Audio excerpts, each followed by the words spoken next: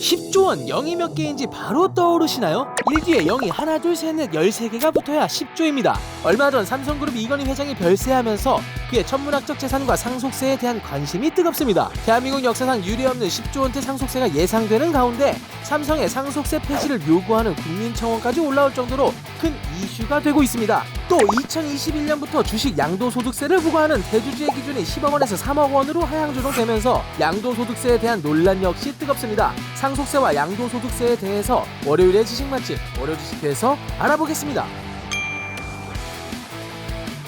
국내 최고 부호인 이건희 삼성그룹 회장이 향년 78세로 별세하면서 삼성 일가에 적용될 역대 최대 규모의 상속세에 대한 관심이 쏠리고 있습니다. 고 이건희 회장의 삼성그룹 보유 주식은 삼성전자 4.18%, 삼성전자 우선주 0.08%, 삼성 SDS 0.01%, 삼성물산 2.88%, 삼성생명 20.79% 등 평가액은 총 18조 2천억 원으로 추산됩니다. 상속세법에 따르면 증여액이 30억 원을 초과하면 최고세율이 적용되는데 당연히 이건희 회장의 상속세에는 최고세율이 적용되겠죠. 만약 고인이 최대 주주 또는 특수관계일 경우에는 주식 평가액의 20% 할증이 더 붙게 되는데요. 18조 2천억 원에 20% 할증이 붙으면 21조 8천억 원. 여기에 최고세율을 적용하면 10조 9천억 원의 상속세가 발생하게 되고 자진신고에 따른 공제 3%를 적용하면 최종적으로는 10조 6천억 원의 상속세가 부과됩니다. 지금까지 우리나라 역대 상속세 순위를 보면 LG그룹 구광모 회장이 고 구본무 선대 회장에게 물려받은 1조 5천억 원의 재산에 9,215억 원의 상속세가 부과된 것이 최고 금액이었는데 삼성그룹 상속세는 이에 10배가 넘는 수준이니 삼성 일가의 상속세가 핫 이슈로 떠오를만 하죠.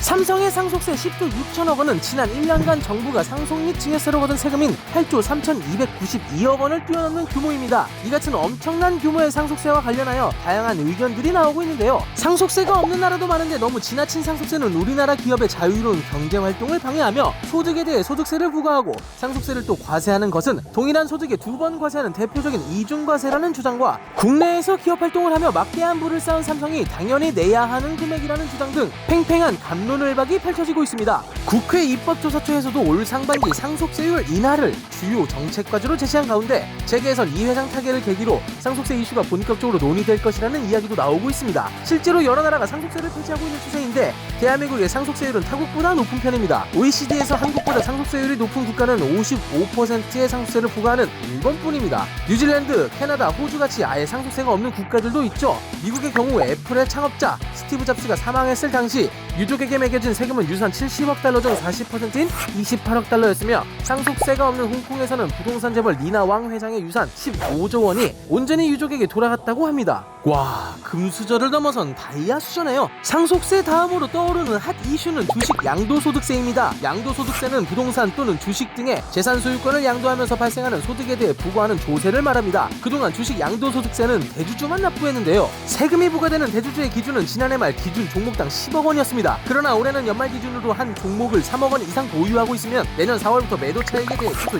20%, 양도 차익이 3억 원 이상이면 25%의 양도세를 물게 됩니다. 대주주 요건이 3억 원으로 낮아지면서 주식시장에는 일대 혼란이 빚어졌습니다. 주식 양도소득세 대상인 대주주의 판단 시점이 올해 연말이기 때문에 대주주 기준을 피하기 위한 개인 투자자들의 주식 매도를 시작했다고 보는 견해도 있습니다. 어찌되었든 올해 장 마감 이틀 전에 주식을 팔아야 하기 때문에 12월 28일까지 대주주 기준을 피하기 위한 주식 매물이 꾸준히 나올 것으로 예상됩니다. 이처럼 대주주 회피 물량으로 주식시장 전반에 매도 쏠림세가 이어진다면 소액 투자자들이 피해를 볼 수밖에 없는 상황이 올 것이라며 주식시장에서 거센 반발이 이어지고 있습니다. 2023년부터는 대주주와 상관없이 모든 주식 투자자들이 양도 차익이 있다면 주식 양도소득세를 내야 하는 제도가 전면 도입될 예정인데 개인 투자자들은 왜 갑자기 대주주 요건을 낮춰서 시장의 혼란을 가중시키냐는 의견입니다. 대주주 지분율 기준을 조정하면서 2천만 원의 기본공제 기준은 5천만 원까지 확대되었습니다. 주식 투자로 얻은 이익이 5천만 원이 넘어야 과세할 수 있죠. 또 손실 2월 공제도 당초 3년에서 5년까지 확대되어 5년 동안 주식 양도로 인해 난 수익과 손실을 전체적으로 파악해 양도 차익이 5천만 원이 넘으면 세금이 부과되게 됩니다. 정부 측에서는 대주주 지분을 산정할 때 직계 존 비속과 배우자 보유분까지 합산하도록 한 가족 합산 원칙을 개인별로 전환하겠다는 방침이지만 논란이 끊이지 않는 주식 양도소득세 최종안이 어떻게 마무리될지는 조금 더 지켜봐야겠습니다.